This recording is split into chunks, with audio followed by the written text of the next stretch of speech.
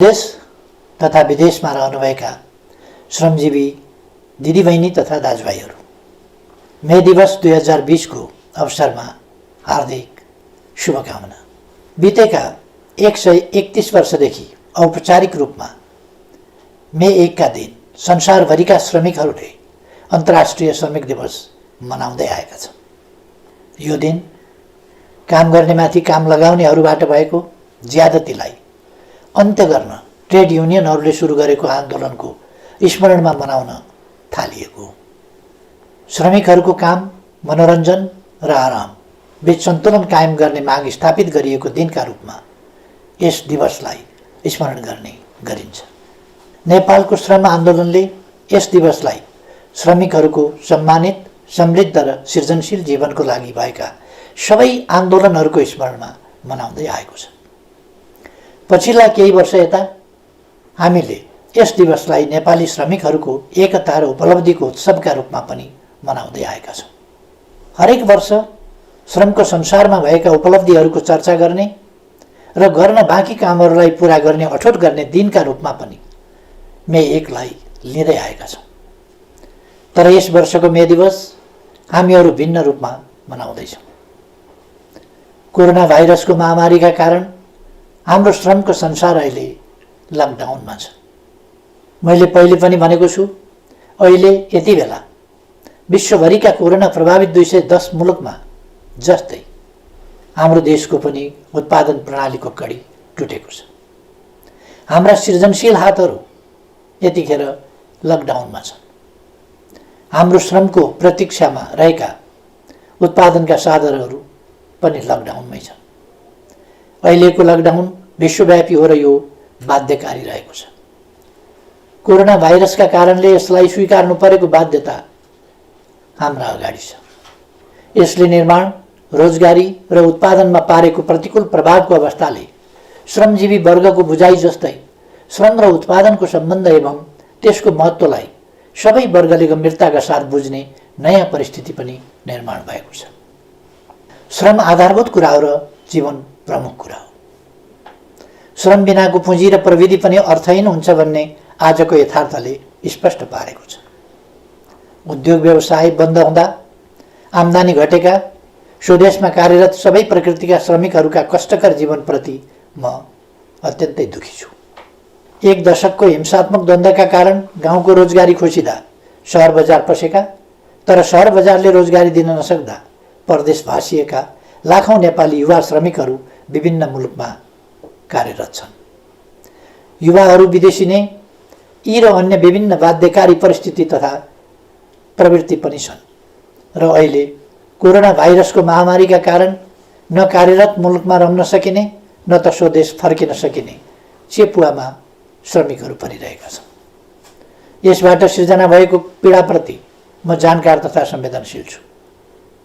यस अप्ठ्यारो घडीमा स्वदेश तथा विदेशमा रहनुभएका सम्पूर्ण श्रमजीवी नेपाली दिदीबहिनी तथा दाजुभाइहरूमा हार्दिक ऐक्यबद्धता जाहेर गर्दछु। दिदीबहिनी तथा दाजुभाइहरू, विगत 2 वर्षदेखि हाम्रो अर्थतन्त्रले तीव्र विकासको लय समातेको थियो। सरकारको संयोजनमा उद्यमी तथा श्रमिक दुवै पक्षबीच उच्च समझदारी कायम रहेको थियो। त्यही समझदारीका कारण श्रमिकको न्यूनतम पारिश्रमिक इतिहासमै उच्च अर्थात् 39% वृद्धि भएको थियो। नियमित जस्तो औद्योगिक द्वन्द्वको पीडा झेलिरहेको नेपाली श्रमको दुनियाँमा हडताल र तालाबन्दी सबैले बिर्सिसकेको नमिठो सपना जस्तो भइसकेको थियो। हाम्रो आर्थिक वृद्धि दोहोरो अङ्कको लक्ष्य हासिल गर्नेतर्फ लम्किएको थियो। सरकारले श्रम क्षेत्रमा पहिलो वर्षको तुलनामा दोस्रो वर्ष झन्डै दोब्बर बजेट वृद्धि गरेको थियो। दक्ष जनशक्ति निर्माण, रोजगारी सृजना, सामाजिक सुरक्षा र सुरक्षित तथा सुलभ वैदेशिक रोजगारीका 4 लक्ष्यमा आधारित विभिन्न कार्यक्रमहरू श्रम, रोजगार तथा सामाजिक सुरक्षा मन्त्रालय मार्फत सञ्चालनमा आएका थिए। यी 2 वर्षको अवधिमा प्रधानमन्त्री रोजगार कार्यक्रम मार्फत 22 लाख श्रमदिन बराबरको रोजगारी सिर्जना गरिएको थियो। श्रमिकको पारिश्रमिक बैंक मार्फत भुक्तानी गर्ने र काम गर्दाको समयमा वा सेवानिवृत्त भएपछिको जीवनलाई सुरक्षित गर्न योगदानमा आधारित सामाजिक सुरक्षाको सुरुवात गरियो। 1 वर्षमा कम्तीमा 100 दिन बराबरको रोजगारी प्रत्याभूत अर्थात् ग्यारेन्टी गरियो। विभिन्न मुलुकसँग श्रम सम्झौता गर्ने र प्रविधिमा आधारित सरल श्रम सम्बन्धी सेवाहरू थालियो। बेरोजगार लक्षित सिप विकास र उद्यमशीलता प्रवर्धन कार्यक्रम सञ्चालन गरियो। उच्च शिक्षा हासिल गरेका युवाहरूको लागि शैक्षिक प्रमाणपत्र धितोमा राखेर 5% ब्याज अनुदानमा 7 लाखसम्म ऋण उपलब्ध गराउन थालिएको थियो। तर यस मे दिवसको सङ्घारमा आज हामी कोरोना महामारीका विरुद्धको युद्धमा होमिएका छौँ।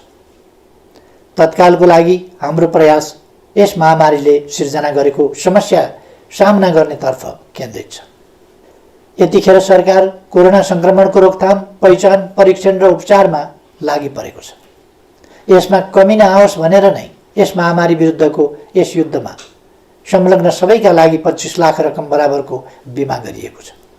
व्यक्तिगत सुरक्षा उपकरणको व्यवस्थाका साथै उनीहरूको भत्तामा 100% सम्म थप गरिएको छ। लकडाउनको अवधिको पारिश्रमिक कायम गर्न र महिला स्वास्थ्य स्वयंसेवीका लागि एकमुष्ट 1500 रुपियाँ थप भत्ताको व्यवस्था गरिएको छ। सामाजिक सुरक्षा कोषमा आबद्ध सम्पूर्ण श्रमिकहरूको आयमा कमी नआओस् भनेर नै प्रत्येक श्रमिकको योगदान बराबरको रकम सरकारले नै कोषमा जम्मा गरिदिएको छ। सामाजिक सुरक्षा कोषमा योगदान गर्दा लाग्ने दोहोरो करको व्यवस्था हटाइएको छ। विद्युतको उपभोगमा सहुलियतको व्यवस्था गरी सुलभ मोलमा इन्डक्सन चुलोको व्यवस्था समेत गरिएको छ।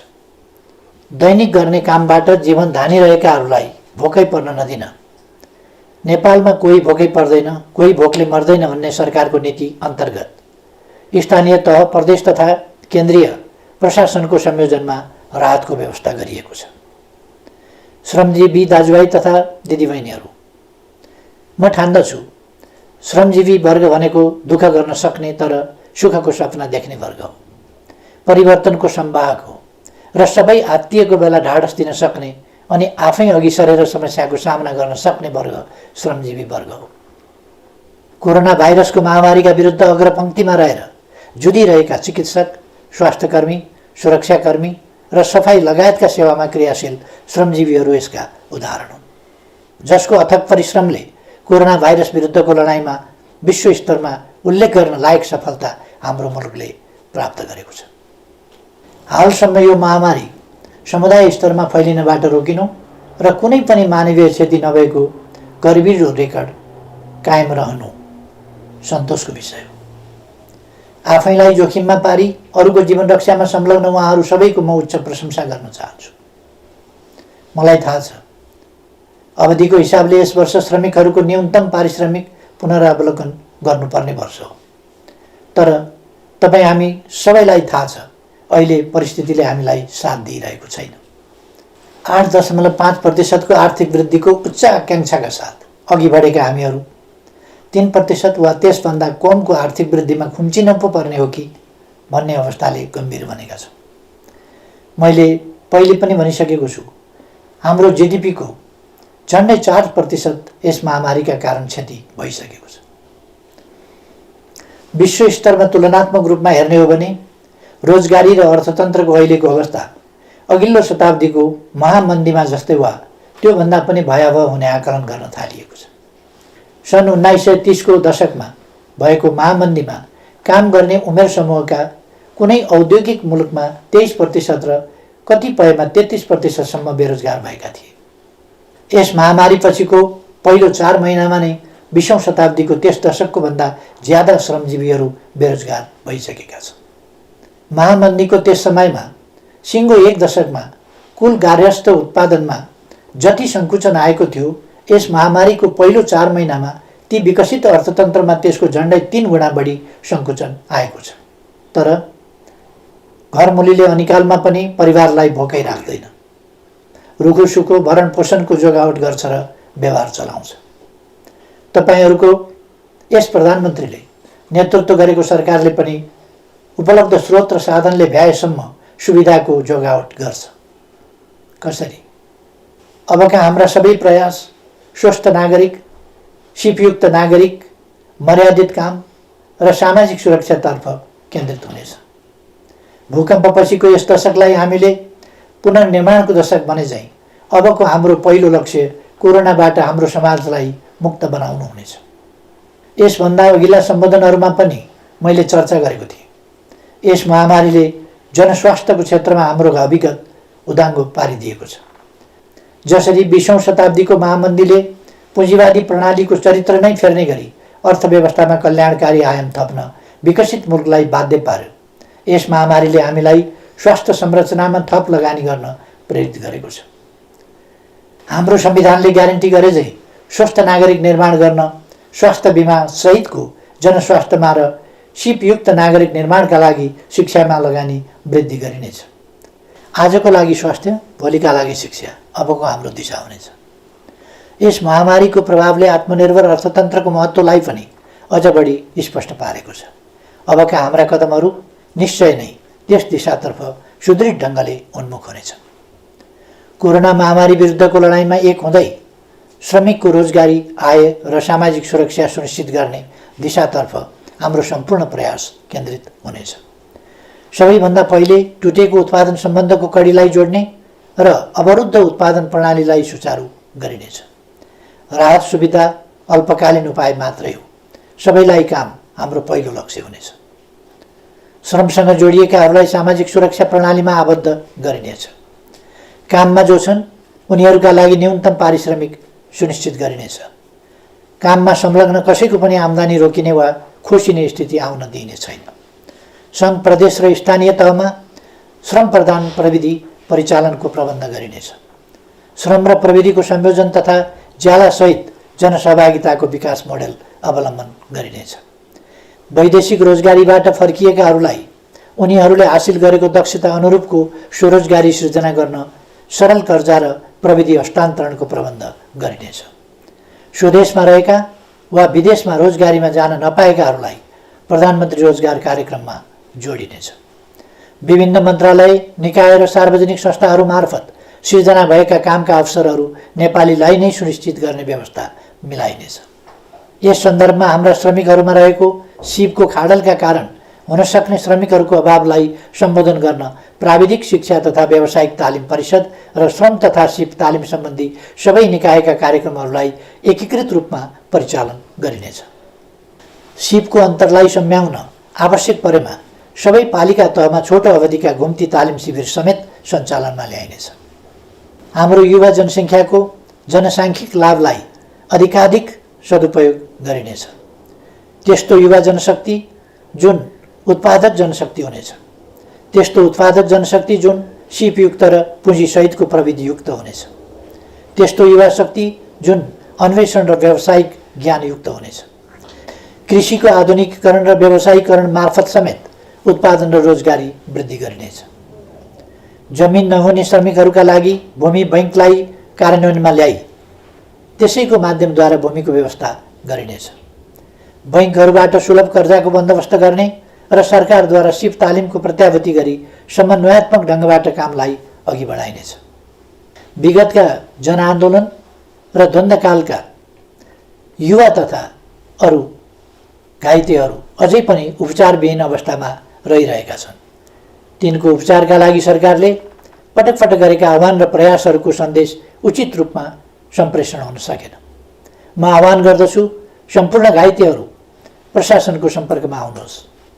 अब आफ्नो शरीरमा गोली र छर्रा बोकेर नबस्नुहोस्। उपचारको प्रबन्ध सरकारले गर्छ। यस प्रयासबाट घाइते भई अशक्त अवस्थामा रहेकाहरू पनि निको भएर स्वाभिमानपूर्वक रोजगारीमा फर्कन सक्ने अवस्थाको समेत सिर्जना हुनेछ। दिदीबहिनी तथा दाजुभाइहरू, नेपाली समाजको परिवर्तन र अहिलेको स्थायित्व एवं विकासको परिस्थिति आफै निर्माण भएको होइन। सही विचार र गन्तव्यमा आधारित बलिदानपूर्ण सङ्घर्ष र सचेत प्रयासबाट मात्र यस परिस्थितिको निर्माण भएको हो। आज नेपालका केही सञ्चार माध्यमहरू र सामाजिक सञ्जालहरूमा पनि स्थिरता, स्थायित्व र विकासका विरुद्ध देशलाई अस्थिरतातर्फ धकेल्ने प्रकृतिका प्रयासहरूको समाचार सम्प्रेषण र चर्चा भइरहेको देखिन्छ। एकातिर सम्पूर्ण नेपाली जनता र सिङ्गै विश्व कोरोना महामारीका विरुद्ध लडिरहेको अवस्था छ। अर्कातिर यही अप्ठ्यारो परिस्थितिलाई मौका छोपेर अस्थिरताका त्यस्ता प्रयासहरू गरिनु दुःखद कुरा हो। आफ्ना ससाना स्वार्थ वा कुनै गलत उद्देश्यका साथ कसैले यस परिस्थितिलाई बिथोल्न र बिगार्न खोज्छ भने सरकार, नेकपाका कार्यकर्ता र आम नेपाली जनतालाई यो किमार्थ स्वीकार्य हुँदैन। त्यस्ता प्रयासलाई सफल हुन दिइने छैन भन्नेमा म सबैलाई आश्वस्त पनि पार्न चाहन्छु। नेपालको राजनीतिक आन्दोलनले ट्रेड युनियन आन्दोलनलाई वैचारिक नेतृत्व गरिरहेको छ, तर नेपाली ट्रेड युनियन आन्दोलनले राजनीतिक आन्दोलनलाई धेरै कुरा सिकाएको छ। अप्ठ्यारोमा नहर बनाउने, अनिकालमा मिलेर बिउ जोगाउने, सहकालमा भएका नाफाको न्यायोचित वितरणमा सामाजिक संवाद गर्ने अनि विविधताबीच एकता कायम गरी अघि बढ्ने।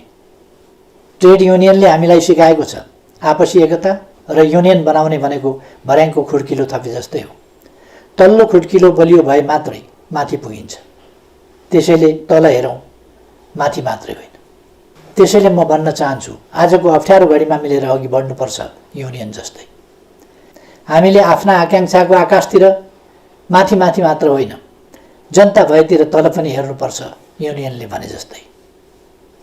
कमी कमजोरी भए सच्याउनुपर्छ, तर अराजक होइन, अनुशासित हुनुपर्छ। समयको ख्याल गर्नुपर्छ, आफैलाई घात गर्ने होइन, इमान्दार बन्नुपर्छ युनियनले भने जस्तै। यस प्रसङ्गमा नेपालका मान्यता प्राप्त ट्रेड युनियनहरूले निर्माण गरेको उनीहरूको साझा संस्था जेटियुसिसीलाई म स्मरण गर्न चाहन्छु र यसको छाताभित्र समेटिएका सबै ट्रेड युनियनहरू, तिनमा आबद्ध श्रमिकहरू र सम्पूर्ण श्रमजीवी जनसमुदायहरूलाई यस वर्षको मे दिवसको अवसरमा म हार्दिक शुभकामना व्यक्त गर्दछु।